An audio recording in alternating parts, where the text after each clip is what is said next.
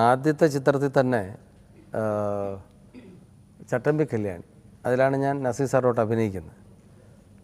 ആദ്യത്തെ ചിത്രം കഴിഞ്ഞ് അത് ഏതാണ്ട് ഒരു 100ഓളം ദിവസം കേരളത്തിൽ അങ്ങോളം ഇങ്ങോളം തിയേറ്ററുകളിൽ പ്രദർശിപ്പിച്ചു. ശ്രീകുമാരൻ തമ്പി സാറാണ് അതിൻ്റെ നിർമ്മാതാവ്.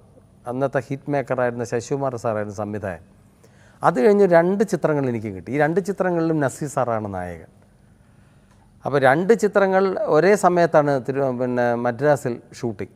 രാവിലെ 7 മണി മുതൽ 1 മണി വരെ ഒരു ഡയറക്ടർക്ക് എന്നെ ആവശ്യം. ഒരു ചെറിയ കഥാപാത്രം, അത് ഹാസ്യ കഥാപാത്രമാണ്. അന്ന് വളരെ ശോഷിച്ചൊക്കെയാണ് അന്നത്തെ പ്രായത്തിൽ ഞാൻ ഇരുന്നത്. ആ സമയം തന്നെ മറ്റേ നിർമ്മാതാവിനും വേണം. അപ്പോൾ നസീർ സാർ ഇത് കഴിഞ്ഞിട്ട് അങ്ങോട്ട് പോയാൽ മതി. അപ്പോൾ അദ്ദേഹം ഇവിടെ ചെന്നപ്പോഴത്തേക്ക് എൻ്റെ അഭിനയം ഇവിടെ തീർന്നില്ല മറ്റേ ചിത്രത്തിൽ. അപ്പോൾ വരാനായിട്ട് താമസിച്ചപ്പോൾ ആദ്യത്തെ ദിവസമുണ്ട്, 2ാമത്തെ ചിത്രത്തിൻ്റെ എൻ്റെ കഥാപാത്രത്തിൻ്റെ ആദ്യത്തെ ദിവസമാണ്. അപ്പോൾ സംവിധായകൻ പറഞ്ഞു, അയാളെ കണ്ടില്ലേ, വേണ്ട വേറെ ആരെങ്കിലും ഇടാം, നമുക്ക് ഇത് വെയിറ്റ് ചെയ്യണം, ഇവർക്കൊക്കെ വേണ്ടി വെയിറ്റ് ചെയ്തത് എങ്ങനെ, വലിയ താരങ്ങൾക്ക് വേണ്ടി വെയിറ്റ് ചെയ്യുക, ഇയാളൊക്കെ വരുന്നതല്ലേ ഉള്ളൂ, ആ രീതി ആരോ ഒരു ഡയറക്ടർ പറഞ്ഞു.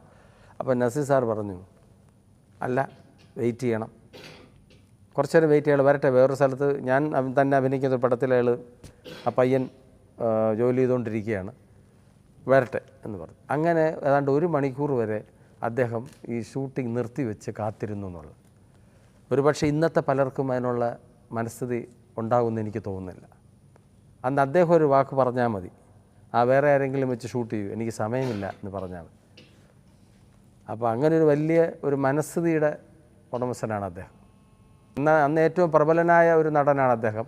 ഇന്നത്തെ ഇപ്പോൾ സൂപ്പർ സ്റ്റാർ എന്ന് പറയുന്ന പോലെ ഒരു കാലഘട്ടത്തിൽ സൂപ്പർ സ്റ്റാറാണ് അദ്ദേഹം. അദ്ദേഹം പുതുമുഖങ്ങൾക്ക് വേണ്ടി കാത്തു നിൽക്കണ്ടെന്ന് പറഞ്ഞാൽ നിൽക്കില്ല ആരും. പക്ഷേ അതിനു വേണ്ടി 1 മണിക്കൂർ വരെ ഞാൻ വന്നൊരു സോറിയൊക്കെ പറഞ്ഞപ്പോഴത്തേക്ക് സാർ, ഞാൻ ഈ കഥാപാത്രത്തിന് വേറെ ആളെ സെലക്ട് ചെയ്തു എന്നുള്ള രീതിയിൽ തന്നെയാണ് ഞാൻ വന്നത്.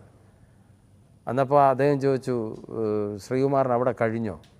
അപ്പോൾ എന്നെ അദ്ദേഹം അമ്പിളി എന്നാണ് വിളിക്കുന്നത്. എൻ്റെ ഒരു ചെല്ലപ്പേരുണ്ട്, അമ്പിളി എന്നാണ് വിളിക്കുന്നത്. കാരണം എൻ്റെ അച്ഛനെയൊക്കെ അറിയാവുന്ന എൻ്റെ അച്ഛൻ ജഗതി എനിക്ക് ആചാരി, അദ്ദേഹം എഴുതിയ കുറേ സ്ക്രിപ്റ്റുകളിൽ ഇപ്പോൾ കൊടുങ്ങല്ലൂരമ്മ എന്നൊക്കെയുള്ള പടങ്ങളിൽ അദ്ദേഹം നായകനായിരുന്നു.